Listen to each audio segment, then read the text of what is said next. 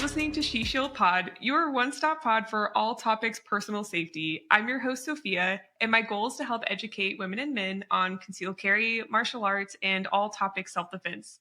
Today we have Jenay DeCaussin, the 2023 Tactical Games National Champion of the Women's Elite Division. Oh my goodness. On the podcast to share her journey with us. I'm so glad you're here, Jenay. First of all, congratulations, and thank you so much for being willing to share some of your victory with the pod today. I know it's going to inspire so many people. So I'd love for you to go ahead and introduce yourself to the listeners. Thank you, and thank you so much for having me. My name's Jenay. I am a Tactical Games athlete. I've only been doing this for about a year and a half, so I'm relatively newer to this space. And when I'm not training for Tactical Games, I'm coaching CrossFit. I come from a CrossFit background, so I mainly spend my days training CrossFit and shooting guns and then teaching people how to fitness. So that's me. Wonderful. Yeah. That sounds like so much fun. Yes. It Well, I'm is so very glad fun. you're here. And I know we talked a little bit before this about your journey and kind of where you've lived and the sports you started in. I'd love for you to, if you don't mind, repeat that to the listeners so they can kind of hear where you've come from. Sure. So I grew up in Michigan, in around Marysville, Michigan. It's very close to Canada. I played ice hockey growing up for my entire life and ended up playing that in college as well. It's very normal in the North for females to play hockey. I've noticed as I've moved more and more south throughout my life that people are more blown away when I say that. But where I come from is totally normal. And I did play all the other sports growing up, basketball, volleyball, soccer, but hockey always had my heart. I think I, by nature, I feel a little bit more fierce and like a little warrior. And hockey really complemented that for me and bred more of that in me. It's definitely male dominated. And I played boys hockey a lot growing up until I was able to switch over to girls as I got older. But even still, when I was playing female hockey, there's still male coaches, and it's definitely an aggressive sport, fast-paced sport, and being fierce is a good thing, and it's condoned. And I feel like those days of playing hockey really, built that into who I am. And I love that I can still use that today in tactical games. Obviously, you just have to keep it in control and know when to use it and when to not. Right. But those years in the sport really, put that in my heart. And then also being in a male-dominated sport just didn't ever really bother me. It just felt like, we were all the same and there was no scaling or, something different for the girls. We were all just on the same playing field, and what the guys were expected to do, I was expected to do. So that was really cool. And I got to play through college until I finished out in college and then found CrossFit. And I've been doing competitive CrossFit ever since. I, from Michigan, moved out to Colorado and was starting CrossFit out there, met some amazing people and some friends that I still hold very dear to heart today. But life took me down to Tennessee. I was living in Tennessee for a few years, and that's really where I did most of the competitive CrossFit that I was in. And then in Tennessee, I found Tactical Games. And Tactical Games is, fitness plus shooting. So I think a very cool thing about the CrossFit community is that we're so familiar with the fitness aspect, but for me, the shooting aspect was very new. So Tactical Games was very appealing to me because it brought in something I was very confident in with the fitness aspect, and then something that I was not confident in but wanted to learn, and merge those two things together. So it was very, very appealing to me. And I love that it merges those two worlds that probably would have never really met. I mean, I know speaking from my personal life, I was always interested in learning how to use firearms. And I had only shot a couple of times growing up for fun with my family in Michigan, probably shot a pistol, 10 times for fun and never shot a rifle Okay. really. So I would have never gone straight into something like USPSA or any other of the shooting sports because it was, you know, really, it's like looking at a mountain and being like, I don't even know how to get up there. I can't even handle a Right. firearm right now. And then also, I'm not really that interested in it because it wasn't like, it didn't involve the fitness aspect. You know what I mean? So now, Right. though, I've gotten exposure to two gun style stages through tactical games and USPSA style stuff. And I love it. It is now my favorite events in tactical games. And that's just so ironic to me because I thought I would just enjoy the fitness and shooting part of it. And now the purely shooting stuff I've found is the most fun. And I'm looking forward to going to more USPSA matches and like pure shooting style stuff that, again, I never would have been a part of or known how to get into if it wasn't for the tactical game. So I love that it really bridges those two worlds. So um, after Incredible. being in Tennessee for a few years, I've moved down to Texas, and I've been in Texas for the past couple of months, 3 or 4 months, I think. I did that leading into training for nationals, and now I'm here. So now I'm in like the shooting mecca in a way. I was in a very fitness mecca Yes. prior, and now I'm in a shooting mecca, and I'm very, very much enjoying learning so much about shooting down here. And there's so many opportunities to shoot with other great shooters. There's ranges everywhere, matches everywhere. It's definitely just a whole different world. So thankful for that. Incredible. Oh my Yeah. gosh, yes. And that sounds like so much fun. It's just music to my ears. And I love that perspective of the tactical games bridging, you know, the sportive side and then the shooting side. That's awesome. I've always seen it as like people already do both and then they just combine it. But from your perspective, you kind of came in wanting to focus on the competition athletic side, and then you took on guns, kind of Yeah. following that. Correct? Yes. Yeah. And I do think that Awesome. I see why you think that most people do both, but I think that's actually Hmm. incredibly rare. And I think that most Hmm. people only fitness and shoot together at the competitions and maybe a few Yeah. times leading in because it's hard to fitness and shoot. Interesting. There's not many ranges that accommodate that, and it's Yeah. expensive like to have enough ammo and then to have your own equipment to bring out to a range. Like it takes a lot of buy-in to do that. And Yeah. I think when I look around at tactical games events, most people either come from military LEO, where they do a lot of shooting and maybe they do some fitness as they're training for their jobs, right? But so they're a little bit more middle ground where they kind of do both. But then there's also pure Okay. shooters and pure fitnessers that are trying to learn to fitness or learn to shoot and meet in the middle. So it's Right. definitely a wide array. And I think you would be surprised at how little people actually fitness and shoot throughout the year. That's kind of the fun of these events is you get to do it together because you don't have a lot of Right. access and resources to train like that all the time. At least most people don't. I know in Tennessee, finding a range that would accommodate me bringing fitness stuff out, even drawing from the holster and like doing reloads or moving and shooting was incredibly hard. Right. So out here, it's easier. But I think most people don't Yeah. have the resources to set that kind of thing up on the regular for themselves. And it's an awesome opportunity Yeah. to go and get to do it when we have competitions. That makes a lot of sense. Yeah, I'm lucky enough to instruct at a local range where they let me go in the morning so I can do things like draw from the holster, but I've not really considered like what I would do if I didn't have that connection. And Yeah. that makes total sense. If you don't have your own range in your backyard like we talked about before this episode, or Yeah. someone knows someone that has that, Hmm. yeah, it would be very difficult. Makes a lot of sense. Yeah. Are there a lot of people that come from the gun side and then want to get more into fitness and discover CrossFit because of the tactical games? Yes. And first thing that comes to Nice. mind is the humble pie they put on the rest of us in shooting events.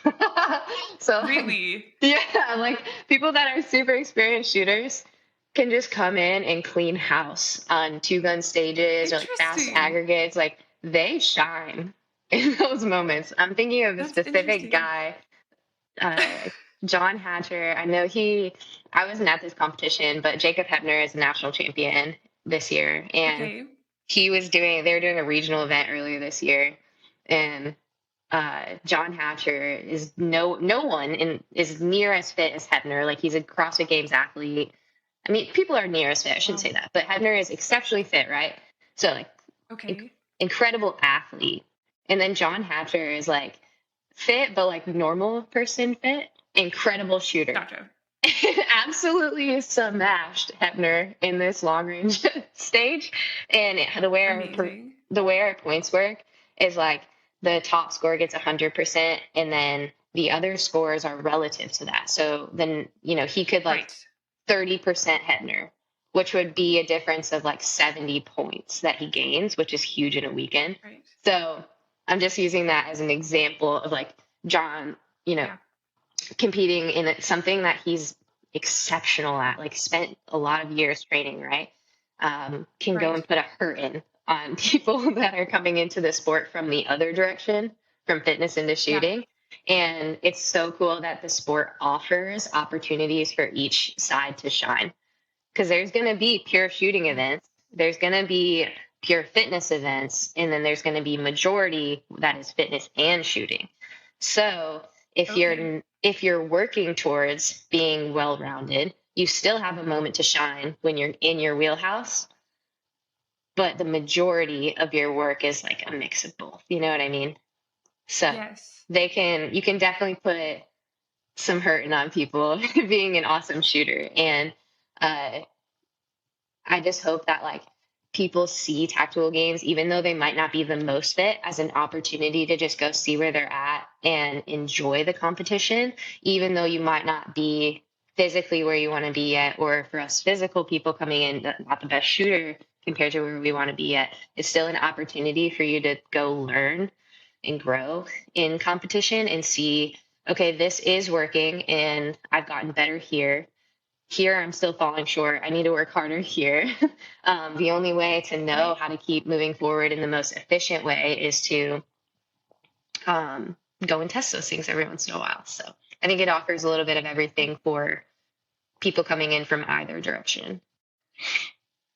Yeah, that's wonderful. I appreciate you sharing that perspective because it's something I thought about, but not in this depth. So I appreciate that. And that kind of brings me to one of the things I was going to ask next, which is what is the breakdown of the tactical games from like, if you don't mind just doing a little bit of a Mhm. deep dive, a little bit of a deep dive. That's contradictory, but kind of like explaining the different divisions and gear and like how the regional versus national competitions work. I don't know if that's something you feel comfortable explaining. Yeah, I'll give you my best because I'm Okay. newer to the sport, but Right. I got the lay of the land, I think. Okay, perfect. So how it works is throughout the year, just general structure, there are a certain number, like I think it's like 8 to 10 regional events. What that means is it's a competition. They're all across the United States. And it's like if you're competing in elite, it's like a qualifier for a national championship. If you don't have aspirations to necessarily compete at a super high level in the sport, you just want to do this because you love it, then it's an opportunity to come out and compete. That's it. And then all of those regionals, if you are in like the top five in elite, and I think in like masters 40 plus and women's 40 plus, don't quote me on that, but I'm pretty sure because those are still very competitive divisions. You qualify Okay. for the national championship at the end of the year, which is, if you're a CrossFitter, it's like our equivalent to the CrossFit Games. It is Okay. the big kahuna competition at the end, where ideally all of the best people from the regional events throughout the year have earned a spot to come and compete together, where we then crown the fittest shooter, the national champion of the tactical games there at that match. Um, as far as Okay. divisions go, there are starting from elite, there are men and women's elite, which is your heaviest weights. I should note before I go through the divisions, the shooting is very strong majority the same across all of the divisions, which is really cool. Okay. So Yeah. if my friend was competing in women's intermediate and I'm competing in women's elite, we're shooting the same targets. And at the end of the weekend, we can compare our targets if we wanted to, or compare our shooting scores on a 2-gun stage. Okay. And they would be the same. The only thing that changes is the fitness. So I might have a heavier sandbag than my friend in women's intermediate. So the fitness is a little bit more difficult. So just wanted to preface with that. But there are men's and women's elite. Seriously. That is the heaviest weight. Yes, and that's what you did. Yes. And up until now, the other stipulation was also that elite was the only division that had to run iron sights. Everyone else can run in a red dot on their pistol. So this year we voted, and unfortunately we lost. I'll just insert my opinion there. And we're going to do, and we have red dots for next year now. So now the entire field in 2024 will be able to run a red dot. So that's elite. I see. And then there's also on a sidebar to that, masters. So there's men's 40 plus and women's 40 plus. I say that because it's not really scaled. They're still amazing. Right. It's still very competitive divisions. It's just the masters version. Then there is men's and women's tactical, men's and women's intermediate. And I would say that tactical is so it kind of goes in that order where it's elite at the hardest level, tactical a little bit less difficult, and then intermediate a little less difficult than tactical, if that makes sense. There's also team events, and some regionals have offered teams to come in, even if it's an individual regional event. I know Nick talked about maybe changing that next year and having only a couple events that are designated teams. I don't know if he was referring to just nationals or all the regionals, but there are some events that you compete as a team. It can be male, female, 2 females.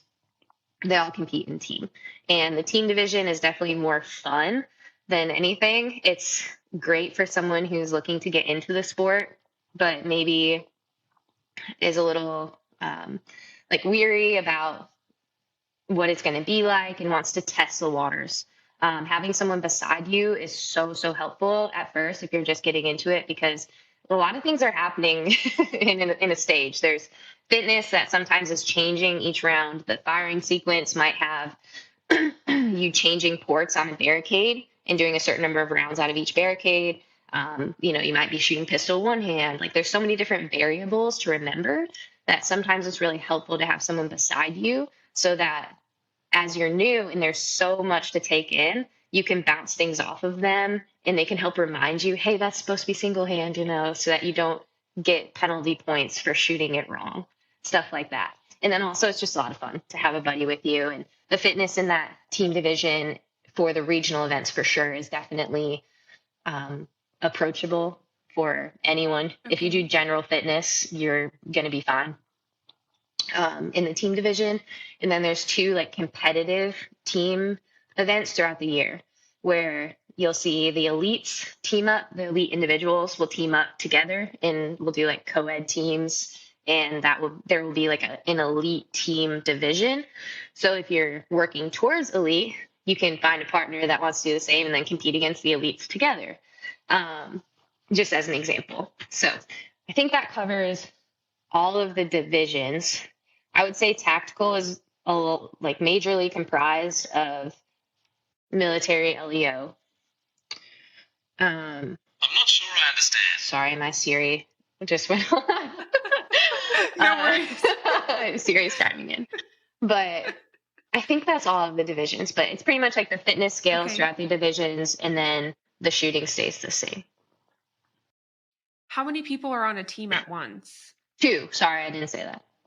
2 people. No, you may have. I was just digesting it all and I missed it, I think. But okay, good to know. Yeah, because I think I mentioned my friend and I want to do it together, and that would be a perfect way to do it. That would be perfect. And yeah, and So did you start in a team or did you start solo?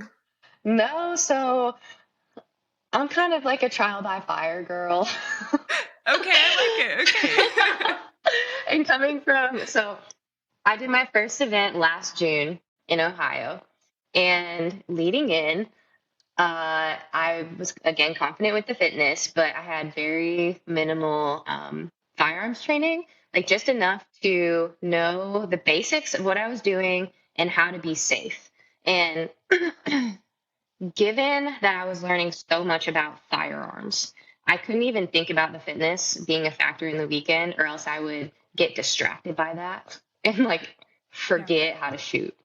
Not in an Right. unsafe way, but like I'd forget to move ports and like I'd shoot really bad. So for me going in, I was like, I know the fitness is the only thing that changes through the divisions, right? So why would I Right. don't want to go down in the division because the fitness is already easier than CrossFit where I was coming from.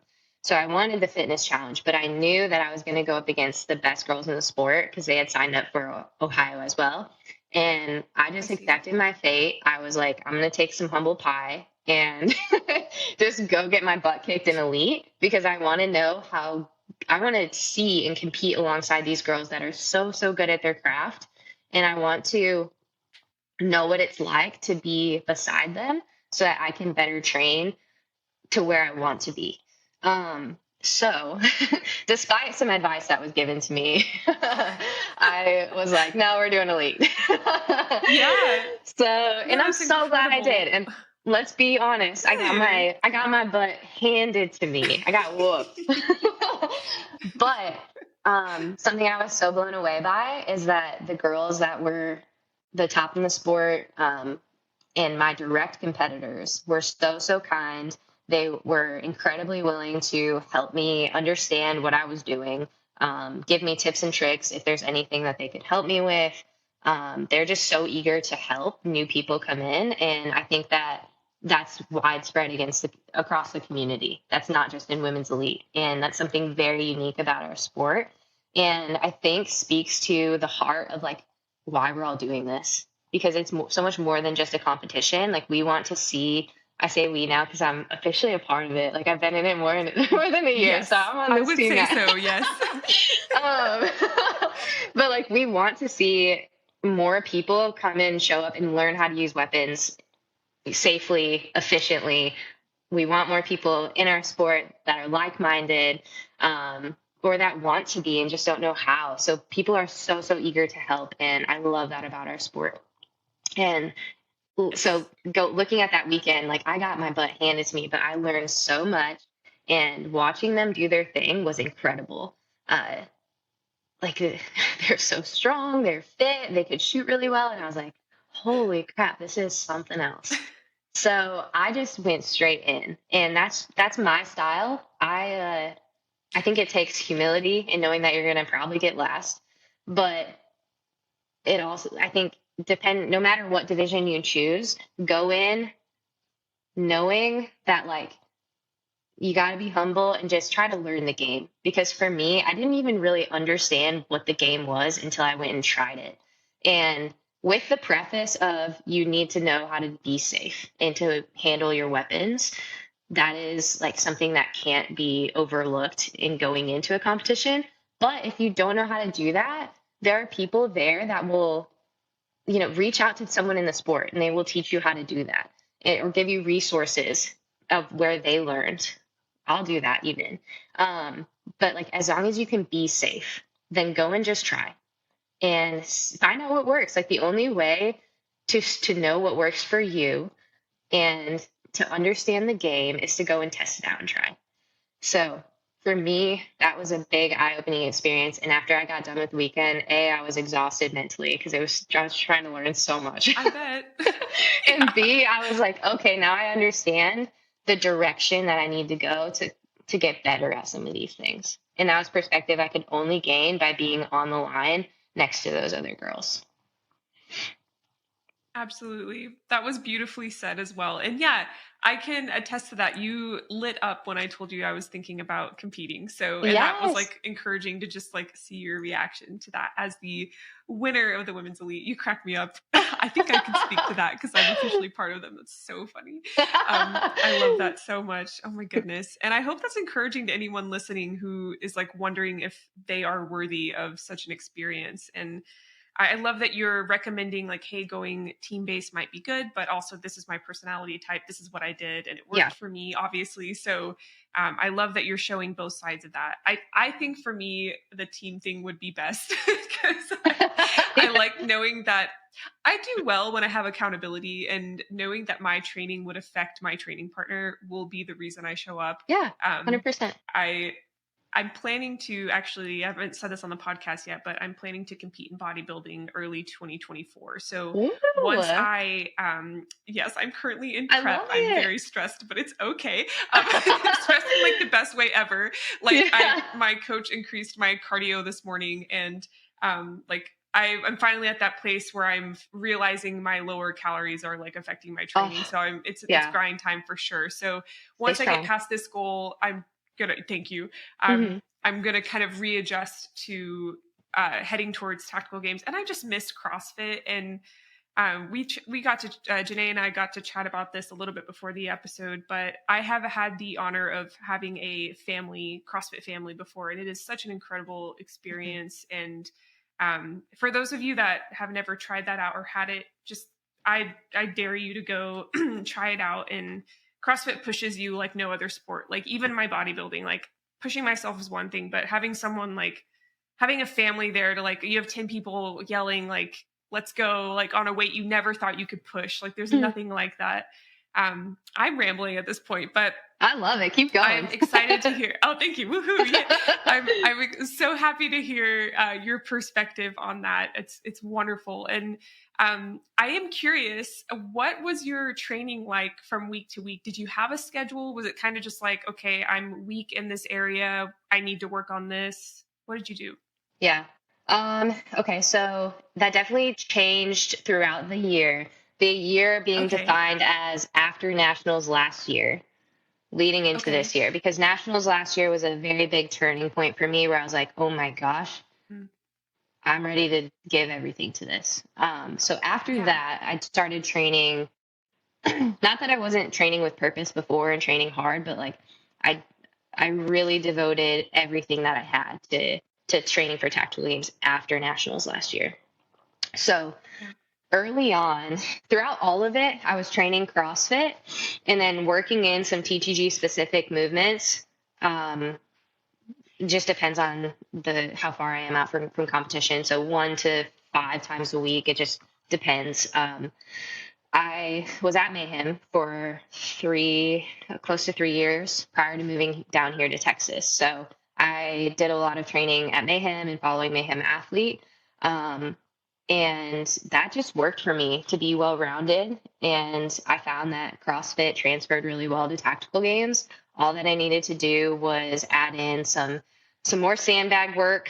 I did not need to do as high level of gymnastics that you see in CrossFit. Like really, there's no purpose in me doing a ring muscle up for tactical games, right?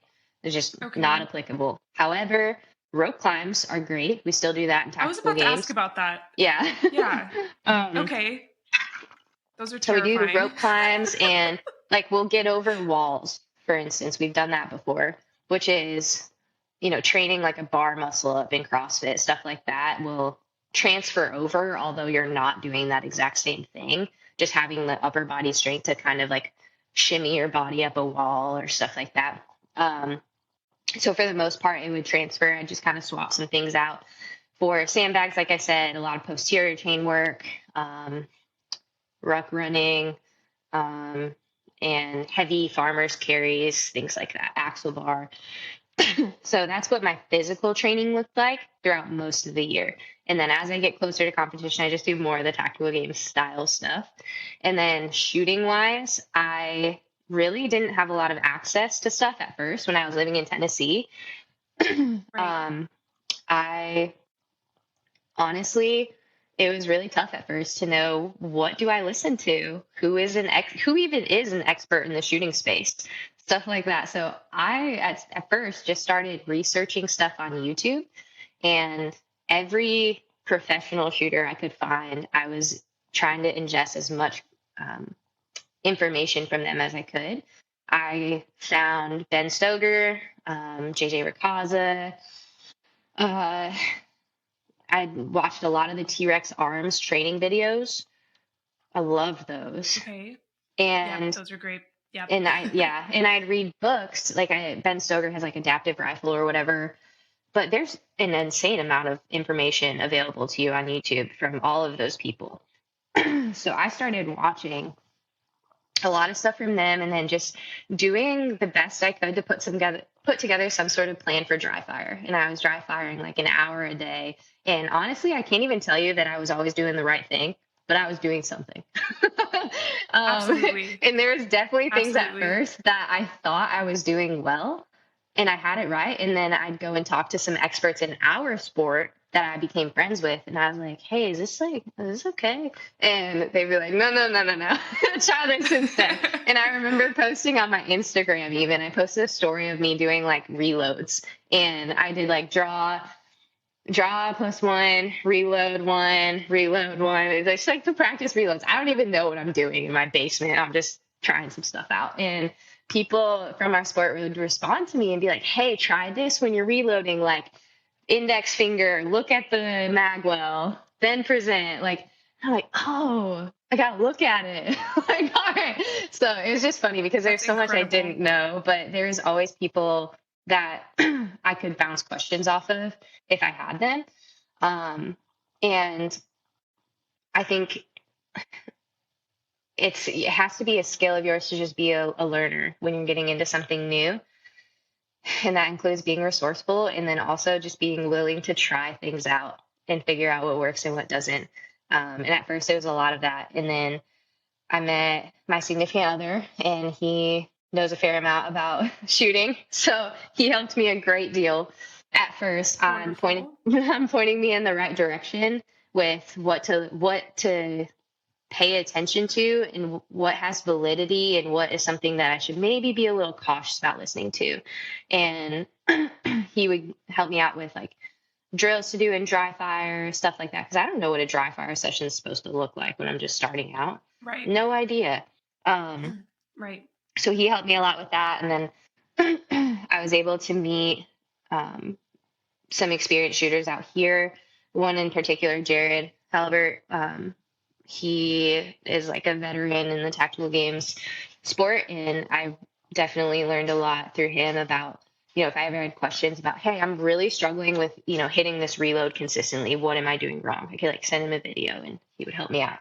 So with that said, I dry fired an insane amount, like, and just there's this Bible verse that says test everything and hold on to what is good. And I hate to like bring that into a game like shooting right now, No. but I think No, I please think do. that that is an amazing concept.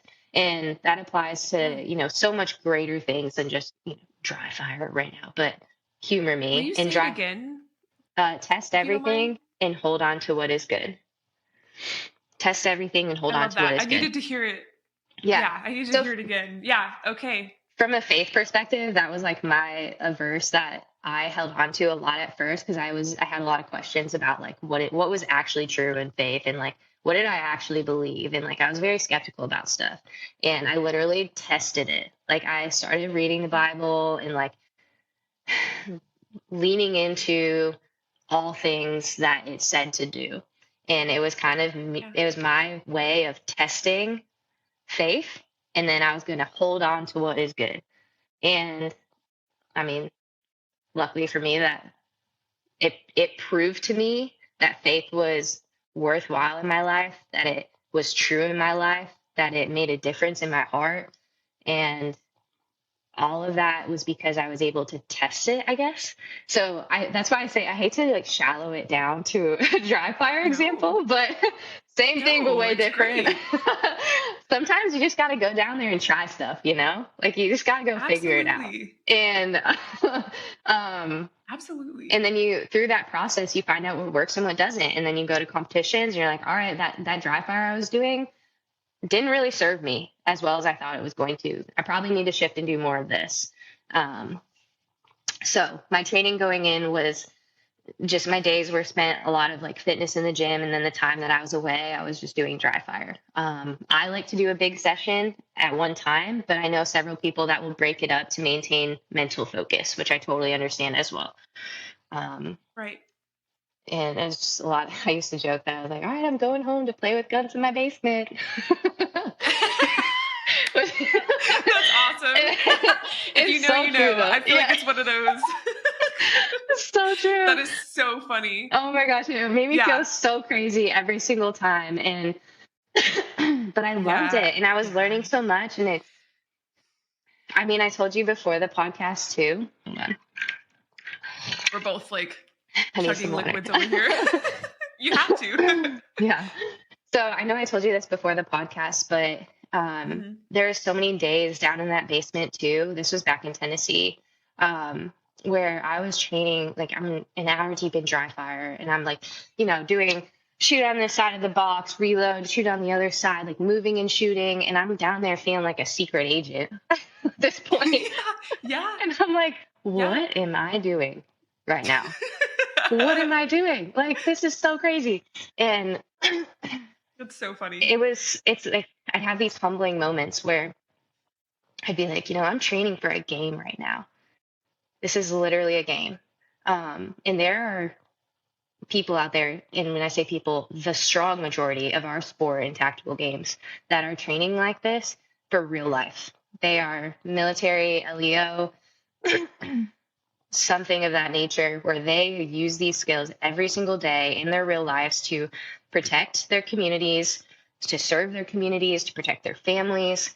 And that brings a heightened intensity to what you're doing. And it's very sobering because every single repetition matters for something so much greater. And here I am in my basement, and I know this about my competitors. Like almost every single one of them has so much purpose behind what they do, and they're out there working full-time jobs during the day at these LEO mill jobs, and then most of them have families they come home to that they have to be great moms and dads, and then they have a small amount of time that they get to dry fire and work really hard on this, and they probably feel like crap. They're probably tired from a long day, and they have to do it to stay sharp for their sport and for their job, for real life stuff. Right. And I'm over here like playing around for a game is what, in like a very sobering way, it felt like. And it gave me so much guilt, because guilt to the point that like I've had conversations with Jake that like bring me to tears about this, because I feel like God brought me into this sport back at nationals last year. Like I don't want to sound bad when I say this, but like I've never felt God more in my life than I did when I was training for nationals and at nationals. And not like I say that because I don't want to sound shallow. Like it wasn't. I just felt like he was with me at all. I just felt like he was really with me and like using me and teaching me things in such a powerful way that I was like, this is where I was meant to be. And here I am, like training for this game, which is such a unique opportunity. Like I have minimal responsibilities in my life right now. I'm coaching full time with CrossFit, but that is nothing near, being a full-time SWAT team member and working for a local, police department, stuff like that. So I have all this opportunity to train, and I'm like spending all these hours, like building all these tactical skills. And I'm like, man, for what? Like, is this always going to be just for a game? And I pray so hard that like one day it's worth something so much greater than me. I don't know what that means or looks like, but why would I be drawn to to gain all of these skills? How to handle weapons well, how to shoot really well, if it was just for a game? You know what I mean? And maybe, I don't know. I don't know what that looks like, but I want to have faith that like it'll be used for something greater than just this game later on. And I have a lot of respect for my competitors that use this sport to make them excellent at their job, because that's really freaking cool. And tactical games is hard. Like shooting under that kind of stress is really difficult. And Oh, can't it imagine. is, Yeah. I can't speak from a perspective of I do that job because obviously I don't, but every single person that I've talked to that is military LEO talks highly of how well is has become a like training tool for them to be great at their jobs. And extends so much bigger than just this game. And I just think that's the coolest thing.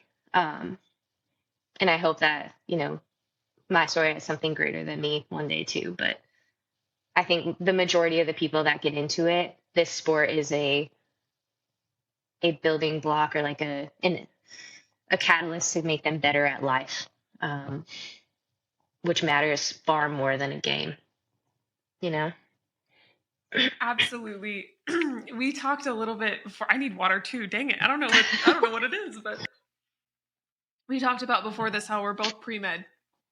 So Yeah. we both were pre-med, excuse me. I don't know if I said were. I'm so used to saying I am pre-med that it comes out sometimes. Oh yeah.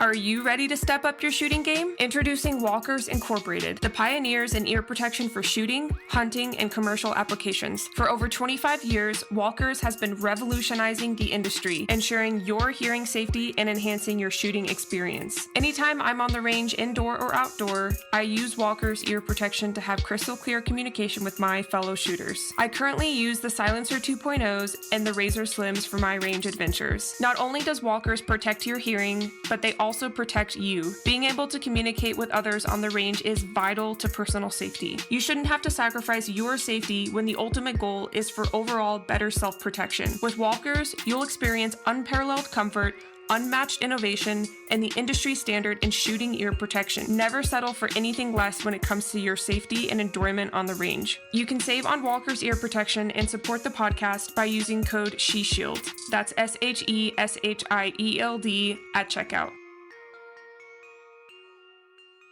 You know that one reaction can have several catalysts. So Yes. what I see is that the games itself is encouraging to these individuals, but have you ever considered that you're also a catalyst for these individuals to train harder and to try to be more than they are? And like even people like me who are new to the games but are wanting to train for self-defense purposes, because truly and honestly, and I know you didn't ask my opinion on this, but because we talked about this a little bit before Please. the episode, but that just came to me. Like I'm sure someone from the tactical games has looked at your work and thought, okay, I need to be better next year. And like, here are Jenay's scores and here's what she did to train. Like, I'm sure you are doing that and you just can't see it. And either because it's just not made available to you or that person isn't wanting to share that or it just hasn't happened yet. But man, like it's so easy to say from the outside. I know that that doesn't change, necessarily how you feel right now.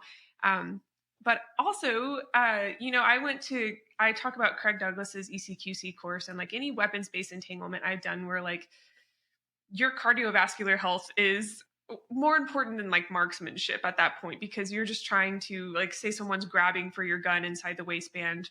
I trained with LEOs that they bring their level 3 retention holsters, and people are Craig Douglas or whoever the instructor is will tell their opponent to grab for the holster. A lot of it is just beating the other person in endurance. Like, can I like make sure my weapon doesn't come out of my holster? And like that happens to everyday citizens all the time. That's why like retention from inside the waistband is also important for us. And so you're also encouraging people to consider their level of athleticism, and the defense of self is one of my favorite ways that's ever been put. Ryan Hoover of Fit to Fight came on and talked about that, how it's not just self-defense, it's defense of self, protecting from cardiovascular disease and prevention, disease prevention in general. So you're also encouraging people like you who are on the civilian side of the Hmm. law to better themselves athletically as a protector of themselves and their family. Like I really Right. hope you see that, and if not, Mhm. maybe one day it'll hit you, maybe tonight when you're falling asleep or something. But you really are serving a great purpose in that sense. And Well, thank you. um That's very oh my encouraging. gosh, And that's absolutely. that's so cool to hear. And I love what you said. Like that's such an important point is that like being a protector is it just knowing how to shoot is not enough. Like you have to be physically Right. capable to, Yeah. run, to move Yes. quickly, Yeah. strength to Yeah. pick someone up and carry them with you. And I don't want to Right. speak out my butt here like I know everything about this because I don't, but like your physical capability has to be there as well, or else what is it worth, you know? So I love what you said, and I just wanted to note on like I totally am with you on that. And then wrapping back to the first thing about like my story being an encouragement, I really hope that people see it in an encouragement in this way. So I was totally unqualified to be where I'm at right now in the tactical games. I say that because I did not have resources. I had zero of my own gear. I knew literally next to nothing about shooting. Um, I didn't have the money to afford ammo and to afford any of my own stuff at first. I had to work really hard just to buy my own first Glock that I bought used. I bought a Glock 34 and like upgraded the trigger on it and got different front sights that were a little bit skinnier, the Dawson precision ones, so I could like see smaller targets. And it was the most humble thing that I could compete with viably against the other elites, right? Um, I didn't know my own rifle. So I did my first tactical games because a very good friend of mine at Mayhem saw me working out in the gym in CrossFit. And it was obvious that like I was never going to be a games athlete, right? So he knows that I love to work hard, sees me in there working hard, but that he knows that I feel like I'm not where I feel like there's something else, I'm like, I'm not getting anywhere here. So he did tactical games prior to me and was like, hey, I think you'd love this. And very generously, him and his other friend taught me how to shoot enough that I can go and compete and lent me all the gear I needed to go and compete. So I competed with 100% someone else's stuff and just knew enough to be safe, again, like I said. And that was about it. And after that, I was so on fire for it. I was like, I need to fight for this. So that's when I worked really hard. And like, I had some awesome members at my gym that helped me get set up with my first Glock and like my belt set up. But I still didn't have my own rifle. So I could start dry firing, which is great because I had my own pistol, but I didn't have a rifle yet. And then Jake, who's now my significant other, uh, very sly of him. I think this was a tactic. He asked me if I Oh, was going to nationals, and I was like, no, I can't go. I don't have a rifle. Like I don't get to play. I don't have my own stuff yet. And he was like, all right, well, you can borrow my rifle, and you need to go compete. Like you need to be there, and yeah. just had Yeah. faith in me that I could do it, which is super cool. So I only had the rifle for a couple days before I went out to nationals, and I remember at nationals like learning how to C clamp on the side of a barricade. Like I didn't know hardly anything, but I was so overjoyed just to be there and to have the opportunity to try this out. What a cool weekend! You get to fitness and shoot all weekend. Like it's just awesome. So Yeah. he again, like I was just very blessed that people were generous to me and led me into the sport and gave me a chance and like saw something in me for whatever reason that I would thrive here, that this is where I was supposed to be. So I competed with Jake's rifle at nationals and then I did pretty good and I got fourth. I was not too far out of the podium.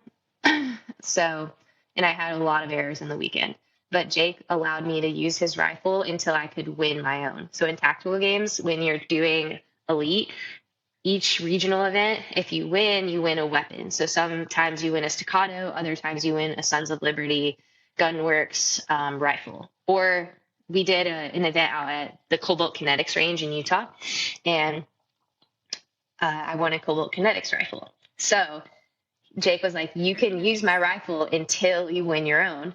Because he knew that like that's the only That's way so I'm going to be able awesome. to get my own rifle. Like again, I don't have money like that to Right. just start dumping it into buying different weapons, and like the optic on that is so expensive. So I started off very humble and small with what was minimally viable to get me started, and worked hard to earn better things. Like, thank God I did, because there's zero chance I would be able to afford a rifle like that if I didn't win it. So, I was able to win a rifle. I had another friend, Carla, who is an OG female in the tactical games, that lent me a staccato.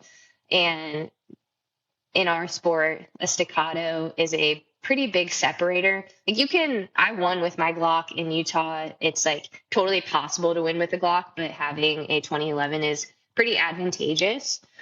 So she lent me that and allowed me to train with that all year. And um, my good friend Jared lent me a rifle to compete with as I was getting my Cobalt set up, because it had some little bit of issues that needed to be taken care of on it.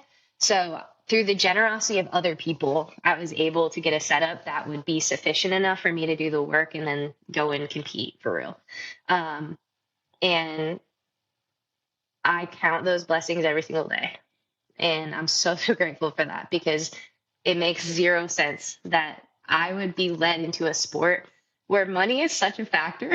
Like everything costs so much. Like ammo costs a lot. I ended up grabbing an ammo sponsorship, which helped me That's like incredible. so much, because I never would have been able to shoot like that without an ammo sponsorship. So I Right. just every single time like these little things would work out in ways that I didn't expect. I was led to them in moments of like, there's no way I can make this happen. Like, I don't have the resources to do this. Like, what am I trying to do here? Are we sure that this is the right sport? And like, Right. God just works in cool ways. And I'm very excited to be to be getting into a position now where I'm gaining enough stuff that like I can start lending stuff out. It was so cool for nationals this year. I lent out my Glock to some friends of ours from the gym to use. And I was like, oh my God, this is so cool. Like, That's it blessed amazing. me to be able to do that, because Yeah, people have done it for me. And that's the essence of absolutely. the tactical games for sure. But I hope that encourages people that you don't have to have the most expensive stuff to start. You don't have to have everything figured out before you start. You have to know how to be safe. That's it. And then come and learn. Come be a learner and watch some incredible things happen around you, because they will. I have full trust in that. Oh, that's awesome. Yeah. So Yes. I hope that that Yeah. serves as an encouragement to people that like you don't have to know everything. You don't have to be wealthy enough to buy all the fancy things. Like a, the great deal of my training was dry fire. That doesn't even cost anything. And researching how to use your reticle for long range and like watching training videos, all of that stuff is free and makes the biggest difference. So, Absolutely. Thank you for sharing that. And that is so wonderful and full circle that you're now lending your gear out. That's awesome. And yeah, I can't imagine. We're gonna slowly start getting into that, but I know that was one of our first conversations. My friend Lisa and we were like trying to find out what gear we can from USPSA that we can repurpose. And we were both kind of like, yeah, oh, so we need like another 750 just for like our rig or something like that. We ended up getting we like mapped out what we needed to buy over the time between like now and then. And we were hmm like, okay, cool. Like this is an investment. Like because we wanted same. to do it this past year, but I was coming from being a master's student and she's still a doctorate student. We were like, maybe financially we should just chill on that and be like a little bit more prepared. So yeah, I've seen that side a little bit. Yeah. But it's good Well, to know that like go ahead, go ahead. there's always cheaper options for gear too, where Okay. this is not my words, but someone wiser than I, like, there's certain things. that you want to shell out for. And then there's other things that Hmm. it really does not matter. It just needs to get the job done. Okay. So, As long as it's like safe and yeah, for okay. example, I know this is not the Hmm. preference of everyone, but the belt that I Right. run is T-Rex Arms, and it's their most basic line belt. I think is like $70. I have Okay. a That's good Blackhawk to know. Omnivore holster on it, and then 511 mag pouches. And the mag pouches are pretty cheap. I probably spent, I think they're like $20 to $30 for a double, and I have like Okay. 2 pistol doubles and 1 rifle double. And then my vest from T-Rex Arms, I want to say is around 120. The they have Okay. like these, it's called an AC1, and it has like rifle pouches that can attach to the front that it's like a placard thing. So that's all my mag pouches right there that I need. Okay. And it even has like pistol ones in the sides if you needed extra storage. And then so that's like pretty cheap comparatively. And then Okay. the plates that go inside, I use sand plates because we're training for a sport in this, not like to, Right. stop bullets. So Right. it's a Right. lot easier to do the fitness stuff with sand filled plates, if you've ever heard of Okay. those. And you I have can, actually not. okay, so it's like, it looks Yeah. like a plate, but it's got these Okay. like seamed lines down them, and then in between the seamed lines the fabric is filled with sand, so they kind of like Oh, flex, okay. and the weight is established via the sand, but the sand doesn't move because it's packed into those like lines that are sewn. um Really cool. I That bought makes sense. mine for more Very expensive cool. than I should have, but there's a cheaper version that makes them. I can't remember the name. We'll have to catch up Okay. later about that, but it's, I think they're like Sure, sure. $35 or something for the cheaper version that functions the same Oh, as the that's bougie awesome. version that I bought. So I'm just saying there's Yeah. like workarounds to compete with minimalistic gear, especially as you're trying to figure out what works and what doesn't for you. Because you don't want to shell out and buy a Right. bunch of expensive stuff and be like, man, that really didn't work. So, and then Right. the T-Rex Arms sling that I run is, I think that's pretty cheap too, less than 100 for sure. I forget. I'd have to look it up, but it's affordable. And that's everything that I No, own. that's Like awesome. that's all you need right there. The belt, the vest, Right. and then your weapons. So that's the costly part is the Okay. weapons. But And you mentioned some, first of all, thank you for explaining all of this. I was, gear was kind of like something I really wanted to talk about, but I also was like, no, I don't want to waste their time with this. So I'm glad you no, went into that's fine. Yeah. into it. Really appreciate it. And I have two directions I kind of want to go in from here. First of all, do you like the or did you find the videos helpful that are on the Tactical Games website that kind of like show you what gear you need? Yes, for sure. I definitely watched them. I would Okay. say coming into the sport not knowing anything about anything, I was pretty confused by a lot of it. But um I just bought what they said for the most part. And Okay. if anything was expensive, I kind of double checked with Jake or some friends of mine. But just keeping it simple up front was key. And the videos are great on the Okay. Tactical Games website.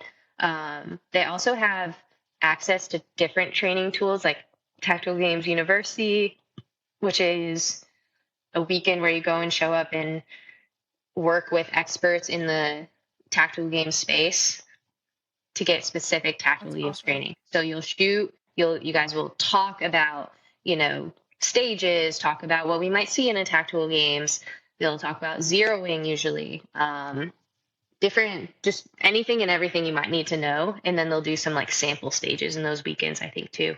And then now there's a thing called Tactical Games Skirmish, which is a 1 day competition. I shouldn't even say it like that. It's a 1 day like trial competition. So you'll do 4 Okay. stages. But the cool part is usually on game day, real competitions, the ROs that help run it don't really have time to, like sit with you and like talk about the stage and talk about strategy and like how you might do this or that. On the skirmishes, there's an RO and several people around that can help talk you through every single part of the stage that you're about to do and strategize. And there's other competitors that are there to train as well.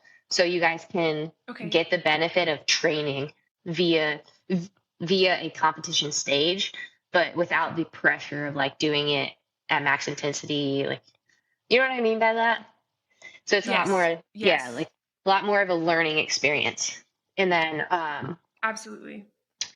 I think those are the main resources out right now from tactical games that were definitely helpful that I didn't find until later in the sport. I wish I would have done them sooner. Really? Yeah, and I didn't do Okay. them Good until to know. until like mid this year. So I was already, Okay. a couple Okay. competitions under my belt, and I was like, "Dang, these were Wow. helpful. Yeah. Wish I would have done that sooner." I mean, Yeah. right. No, that's totally fair.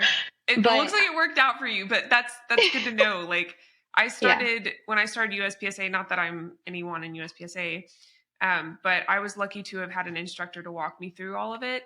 And yeah, it felt so much better. And I didn't like get any training scars from just kind of like taking bits and pieces from random people and kind of piecing it all together. I was able to have someone consistent to kind of show me the way. So I can see how that would translate over to the tactical games because it sounds like it's so diverse that having someone to hold your hand a little bit yes, would be so helpful. That makes a lot of sense to me. extremely helpful, Yeah. 100%. And because there's so Yeah. many things to think about, so many different things to consider. Um, that when you get an expert in front of you, they can take those years of trial and error that they've already done with tactical game specific stuff and just condense down some stuff for you and make it real simple. Right. So this is the big confusing thing becomes real Right. basic. And that definitely helped me. Absolutely. Those are the resources from tactical And games that helped me the most.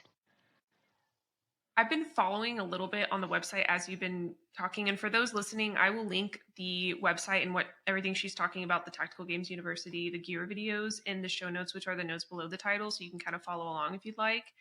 Um, I'm not seeing anything about a price, and it may just be because I'm like my attention is diverted right now. But Hmm. are these are like classes that you purchase and then you attend, or are these like events that are put on that anyone Yes. can go So to? I can't speak to the university one because I haven't been to one in a while, but the skirmishes are around $75 to come and do a day. Okay. And what that includes is 4 stages through the day. Usually one of those is like a 2-gun style stage, more similar to the USPSA, I guess, style thing.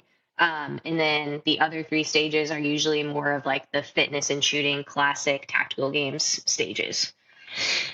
Okay. That's wonderful. Good to know. Okay. Yeah. Pretty good And deal. yeah, absolutely. It sounds like it. I'm like trying to take this all in. I know I can just go back and listen to this later, obviously, and I will, but no, this is really great to know. And you mentioned USPSA. Do you also, and I apologize if you're repeating yourself now, but That's okay. um, did you also shoot USPSA to prepare for this? Yeah, good question. I had shot maybe like 2 local 2-gun matches when I was in Okay. Tennessee, but the community of shooters was a lot smaller there. Or maybe Mhm. I just wasn't looking hard enough. I don't know. I couldn't find it. Like, not Okay. in the same way. Like, the matches Gotcha. were harder to come by. And then so I only did a couple of 2-gun ones. I have never done a USPSA. It is an aspiration of mine this year.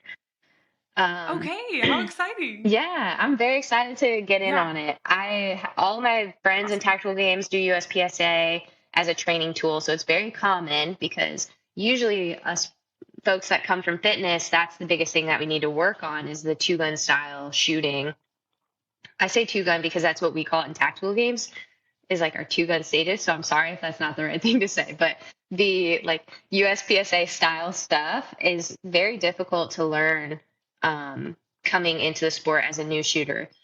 So the more exposure we can get to that in those sort of domains, the better. And I don't know if I said this already or not, but I think I talked about how like it merges the two, right? And I would have never known about USPSA PSA if it wasn't for tactical games. So I am looking forward to doing more of those. I think I'll try to do, once every month or something like that this year, just to expand my shooting horizons, be more well-rounded. So I'm looking forward to that. And I think it's definitely common amongst our community to get more involved in those domains as well, not just tactical games. Absolutely. No, that's Yeah. that's super exciting. I think you're going to be set obviously, but I mean, I think it'll be great to like be able to focus on one thing at a time, and also because you appreciate a sense of community wherever you Yeah. train, and you've got that with CrossFit, like kind of developing that with your USPSA people, and like it's so great. I finally have a squad, and I there are 3 places I like to compete locally. I have not done that consistently. I'm slowly getting to where I like consistently go every month, and I work that into my schedule now that I'm Hmm. not traveling as much. But I finally have like a squad now at one of them, and they were like, "Come out to lunch with us," and I was like, "Okay, like I I love guess." And it it. just feels right. Like it feels so good to be part of something Yes. bigger than just kind of like showing up to a competition, not really knowing anyone's name. So Right. that's going to be so fun for you, I think. Yeah, and I love that. I'd love to know. We've talked about it being so multifaceted in the sense of like firearms and training, but like the mental prep side of Hmm. things, is that something you would like to speak to as far as how did you prepare for the mental um, kind of Yeah, like strength you needed to compete? absolutely. I think that rolls deep. So starting from way back, I think playing sports growing up gives you so much opportunity to refine that competitive mindset. It forces you into pressureful situations and high adversity situations in a like no risk environment, right? Like if I lose this game, it actually means nothing, but it feels like it means a lot. So that force, like Right. pressure, is so refining growing up. And I think instilled a lot of good like foundation in me. However, I think it was unrefined until I was an adult. So I say that in the terms of like, I was incredibly competitive. I felt very calm within adversity or high pressure situations, but I don't think I was mature enough to be in control in the same way and have more of a bigger picture perspective as I am now. And that's something that I worked on for a lot of time, especially at Mayhem. I did something called Mayhem Mindset with Jim Hensel, and the purpose of that is like establish your identity. Um, you establish your core values as well, connect that to a routine that you use in your life. So it's basically helping you define who you are, what you believe in, and then how you're going to use that in your life so that it's very applicable. And doing that process and working with him for, a long time to follow while I was there really helped refine me, not only in life, but as a competitor too. And I found myself, I actually texted him after nationals and was like, I used Mayhem Mindset all weekend. um, That's awesome. but those, I heard Jacob say yesterday on a podcast, we were on Jacob Hebner. He was like, I love training so much more than I love competing because the pressure of competing, it can be so high and like it's stressful. It's so stressful. So, Yeah, I can um, imagine. yeah. So going into those weekends, it's like all of that mentality work is honestly a big difference maker because everyone's going to have a bad event. It's going to happen, but how can you recover from that? And are you going to let that ruin the rest of your weekend? And I think champions can stay in control and can bounce back from unfortunate things that are bound to happen, and that doesn't mean that it's easy, but it's something that we must do if we want to succeed in anything, you know? And I found myself using a lot of those tools over nationals for sure. For instance, there was one day I had a really good day Friday, which is the first day of competition, and I was like, "Oh, this is too good to be true. Something's gonna happen." And Saturday morning, I had two rough events back to back, and I was Ugh. so upset. I was like, and I knew I had built a lead, so I didn't need to be as upset as I was, and I knew I needed to let it go, but it's like the time that elapsed for me to let it go and move on was more than I would have liked to. There's I could have let it overtake me and had really two bad events to follow after that, but the ability to, you know, calm down in my mind, capture control of my emotions, and be like, okay, this is how I feel. This is something Jim taught me. How do you feel? And then what do you think? And how I feel is emotion based. I feel upset. I just bombed that stage. I'm better than that. I'm pissed about it. I don't want them to gain points on me. This is all the emotion side. And he's like, okay, have that because you're going to feel first. And then we're going to put that to the side. And now we're going to talk about what we think. And what we think is based on our values. It's based on what we know to be true, and is our powerful foundation that we can use to move forward in strength. And in that situation for me, I know what to be true is I'm a great athlete. I can do this. I have opportunities later today to have great events if I can choose to put my emotions aside and go execute. My values are, I care about, I have a list, but in this circumstance, I care about how I hold myself as a competitor, and I don't want to hold myself in a negative way in front of anyone here. So if I have emotion, I want to go do that separately. Like, I took a little walk and then I was like, I'm going to come back with my head up and a smile on my face, and we're going to keep moving forward, because that's who I want to be portrayed as, right? Like, that's the type of person I want to be, is someone who can face adversity and not be completely shaken by that, who can stand in uncomfortable situations, in adversity, and be strong and persevere through that and never quit. So you take those things, just as an example, and that becomes the strength that you use to then move forward and let that other stuff go, let the emotions go. There's so many instances when I use stuff from him, but I think we can be our own worst enemy in competition sometimes, and it can really hold us back from reaching our potential, because the pressure is great and the pressure exists because we care so much about what we do, and that's awesome. Like, we should care that much, but it's all about how you frame it. And pressure is a privilege. Like, what a cool opportunity that we get to go care about something so much, that, and like, want to compete this hard, that we feel pressured about that. Like, hell yeah, let's go. So it's just about how you frame that. It can crush you, or you can use it as fire to push you forward and keep achieving the best that you can do. And I think I said it in one of my interviews, but like, and this was after I was doing well on Friday. I was like, I'm trying to just stay focused on doing the next best thing. That also applies to when things go bad. Like, okay, that sucked. Yeah. I'm better than that, but I can't change it. Right. I'm learning from that, and then I'm going to focus on doing the next best thing, because that's what's productive. And at some point, like in competition, emotion isn't useful.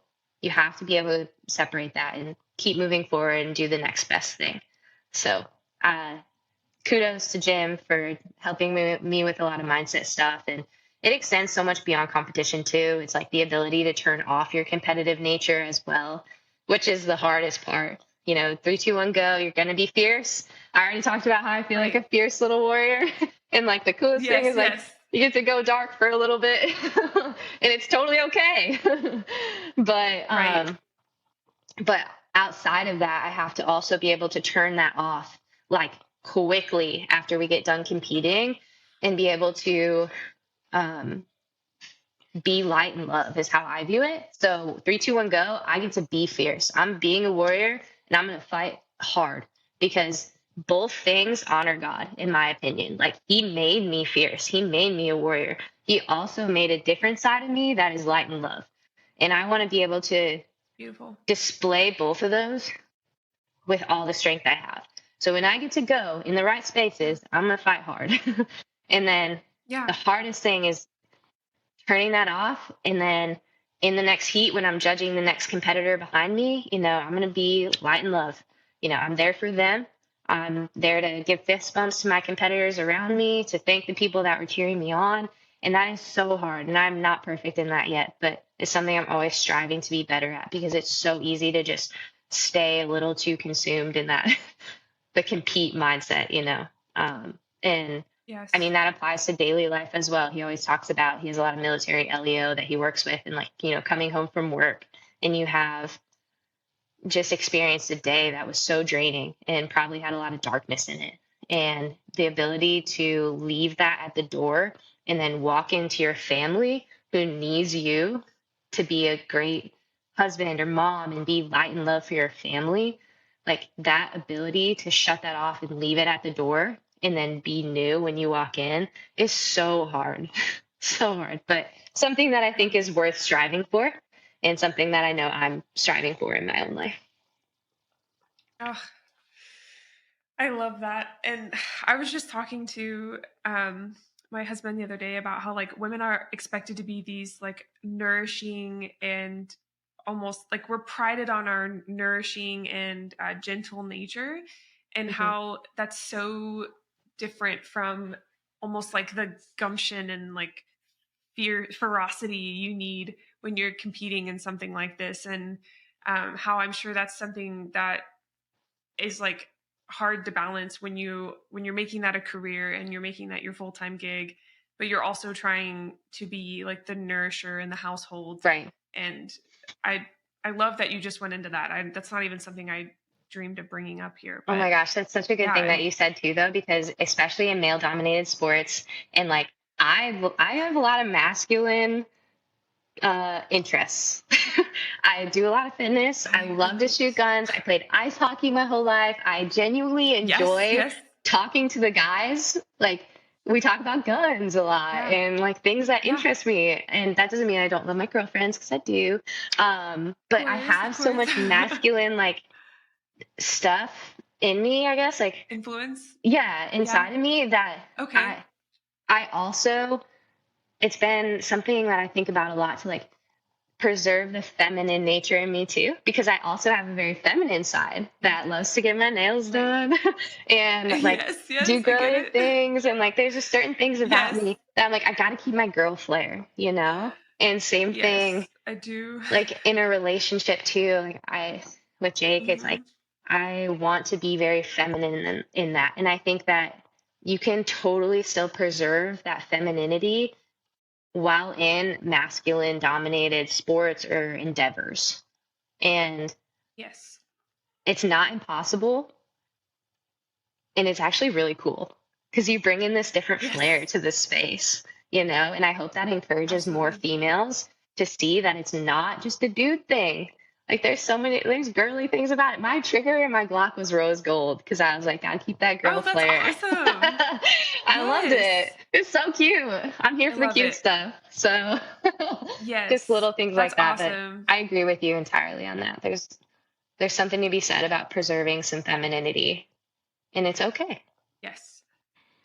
I used to be anti like pink guns and anti color. And don't get me wrong, like my whole closet is just filled with black sweaters and shirts, and blue even freaks me out, even though that's my favorite color.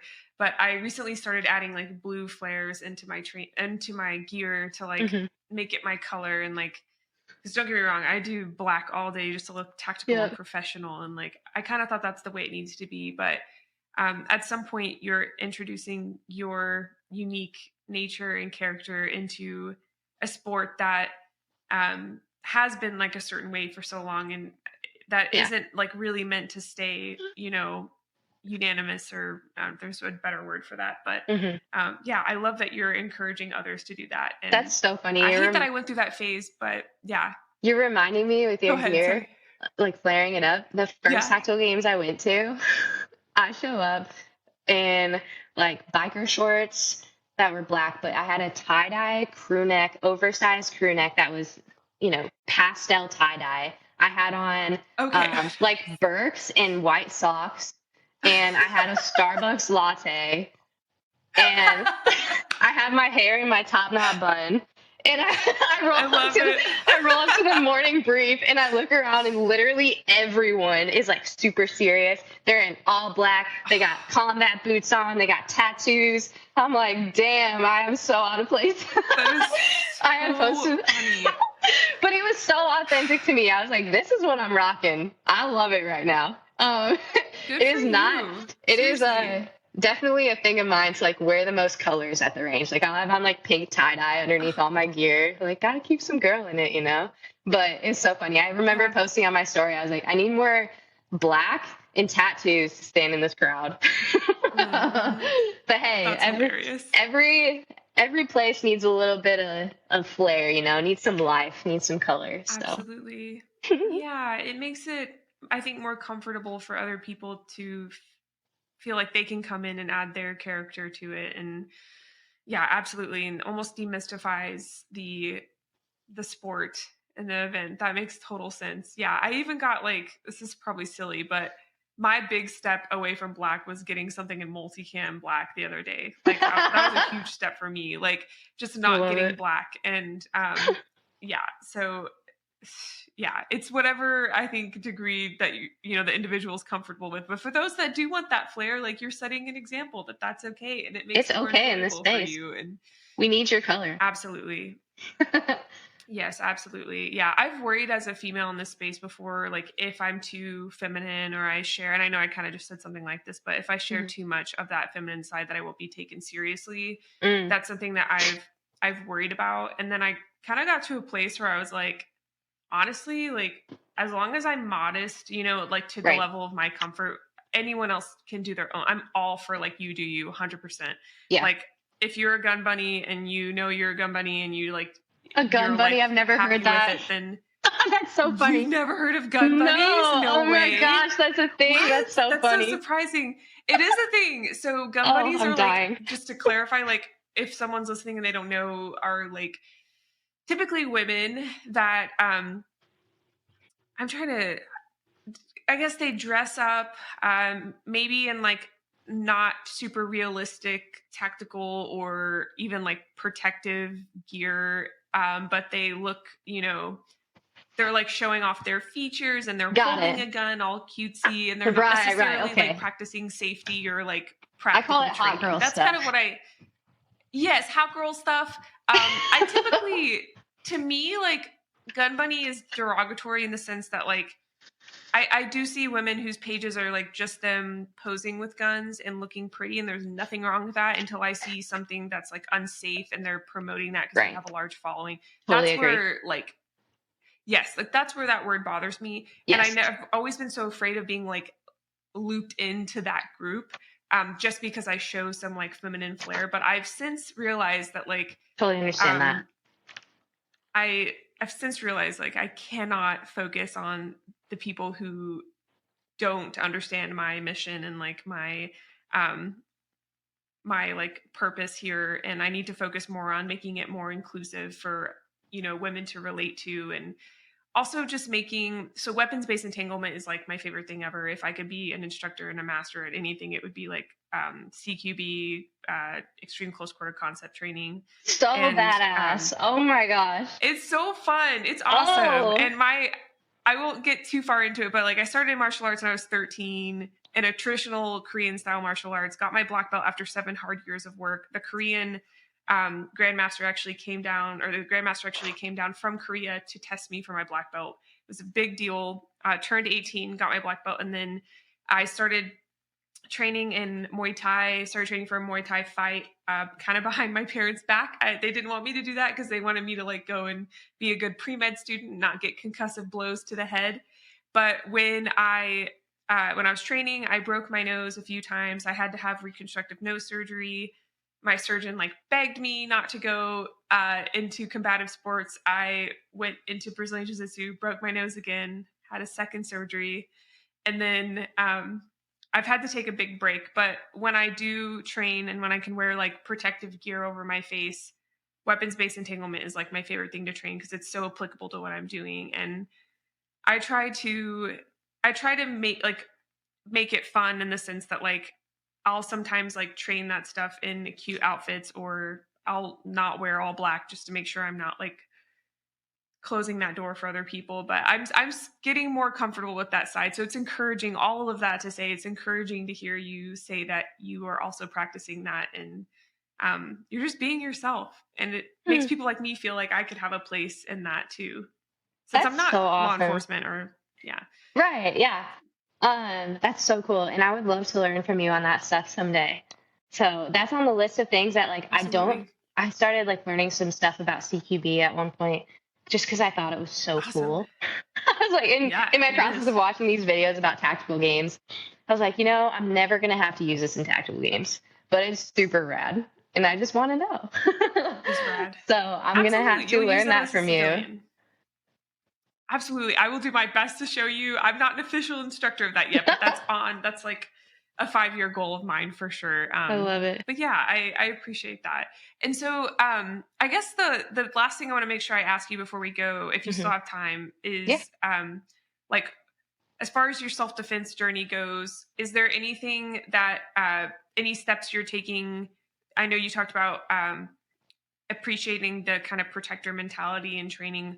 Is there anything you want to add in the future in addition to tactical games prep, USPSA, to like help you be a better prepared citizen? Absolutely. Currently I don't have like an everyday carry license. What do they even Okay. call that? Concealed carry license? I don't Yes. know. They Yes. call it Concealed something carry different license. in different places, CCL. I think. Yeah. Yes, So, you're exactly right. It varies. okay. So I currently don't have that, but now that I Okay. feel safe around weapons and proficient with that, it's through tactical games, like gaining proficiency in all the repetitions I've done because of that sport. I feel ready to carry. And like it's kind Right. of a little bit of my duty to do so because I can manipulate a gun so well relative to an average Right. citizen that I would love to pursue that style of training, not just to know, obviously, I know how to use a gun, but like there's so much more than that. And you can talk to this at length more than I can, I'm sure. But like, when at what point would I draw Yeah. it? At what point would I be like, yes, I'm going to pull the trigger? Like there's a lot of responsibility that I assume comes with that, or I can imagine comes with that, that I don't know enough about yet and would like to learn more about, which is so cool for me because it's something that I strove for a long time. Like I had this mind or this idea in my mind that I would like to, but I never felt like I was comfortable enough around guns to do that. So now I feel that way and I'm ready to start getting into that kind of stuff. I thought about doing like jujitsu and stuff like that, but Oh right yeah. now it's a little much on my body on top of the training that I do. That's So fair. yeah, so I have to be Yeah. a little bit more selective, Totally fair. but Yeah. I would like to learn a lot more about how to use my skills again, like I said earlier, for something greater than me. So I have a friend too that does like Able Shepherd in Colorado, and I don't know if you know anything about that, but they teach I don't civilians. know. I can't speak intelligently about it, but they teach civilians Okay. SEAL like Okay. training so that if something were Oh to yes. happen in, a grocery store, a movie theater, a public place, that these citizens are equipped enough to step up and Amazing. handle the situation. And he's a civilian and he's training Yeah. alongside a bunch of Navy SEALs and ex-military guys and stuff like that. And I'm just so drawn to that. I feel like my warrior heart is made to do something of that nature, but I don't know what it is yet. So it's kind of a question of, that I'm trying to uncover for myself right now as well, is like, what can I do with these skills down the road to make them more something more than just this game? And I'm excited to keep learning stuff in that realm, but I don't know much about it yet, so I can't speak to what that might be. Yeah. Well, I appreciate you even sharing like your current thoughts on it and just where your interests lie, which is what I was interested in hearing. So Hmm. thank you for sharing that. And I highly recommend you look up Craig Douglas Shipworks. I can send you all the links, but Yes, send me the his links. courses on like perfect. He goes over something called managing unknown contacts, which is like how to manage if someone comes up to you and starts encroaching on your space, how to walk in an arc like fashion to make sure Oh you're my not gosh. backing yourself into a corner, to get a true 180-degree view, even like a 360 view when you're arcing enough to see behind you if there's a second, third person coming up, how to verbally de-escalate, move to maybe non-lethals like pepper spray, and then eventually to your concealed carry weapon. So Oh my something gosh, like this is that like is great for awesome. civilian use. It's incredible. It completely changed my life. I had just dropped out of med school, and then like a month or two later went to that. And I was like, oh my God, this is what I want to do with my life. Like more people need to know about this. And I was like one of 3 civilian people in that class. It was a lot of Leo. And I remember thinking like, am I supposed to be here? And I was like, oh my God, yes, I am supposed to be here. Like this class is like very much so for the civilian. So there are a lot of people that are teaching under him and teaching similar threat management types of classes. And then that along with just like legal education on like, when is it like legally in a court of law, what will this look like for me if I pull my gun out right now? Yeah. Of course, like, you know, there's a lot of gray area there, but I had a guest speaker come on, Chet Palumbo, for civilian self-defense to talk about, he's a criminal defense attorney, and like his episode even would be a good place to start. Like, okay. He's the lawyer grappler on YouTube, and just things like that, like slowly dosing yourself with education like that. It doesn't have to be like a big 2-week course, you know, on something. And I think you would enjoy it, and you would be a great asset to them as well to like share your experiences. And so cool. It's like right up your alley. I would love that. Thank you. Definitely send the links to me. Oh, absolutely. I definitely want to learn more about that. So wonderful. Right. And yeah, Craig's hilarious too. He's a great instructor. This has been incredible. I feel so encouraged to go and train and to learn more about it. And for anyone wanting to find you, are you biggest on like, where do you like to post the most? Like, I'd say Instagram.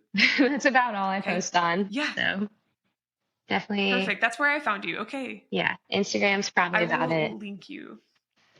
Awesome. I'll link your page in the show notes. Thank you so much for coming on today. Is there anything you'd like to send the listeners off with?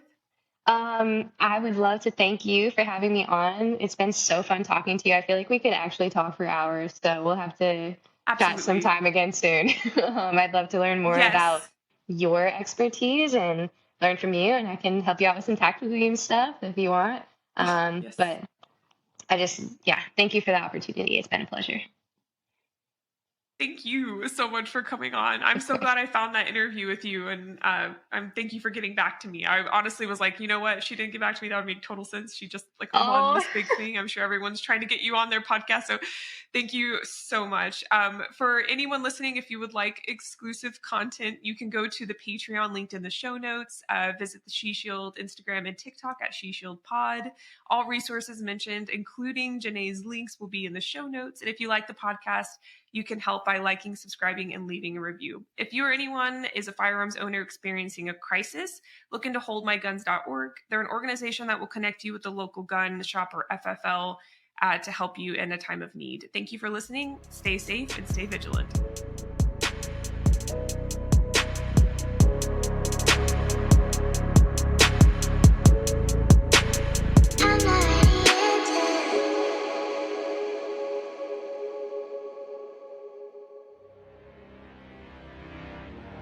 Are you searching for a brand you can trust when it comes to shooting and gun care products? Look no further than Birchwood Casey. Since 1948, serious shooters, avid collectors, and professional gunsmiths have relied on Birchwood Casey. They've been in the game for over 70 years, providing us with products that have stood the test of time. From their legendary True Oil gunstock finish to the dependable Perma Blue, Birchwood Casey's commitment to quality is unmatched. Birchwood Casey has also revolutionized the way we train and improve our shooting skills with their innovative Shoot and See targets. These targets let you see your shots instantly, making it easier than ever to track your progress and become a better marksman. Head over to birchwoodcasey.com today and discover the products that have earned the trust of shooters worldwide. Use code SHESHIELD to save and to support the podcast. That's SHESHIELD at checkout.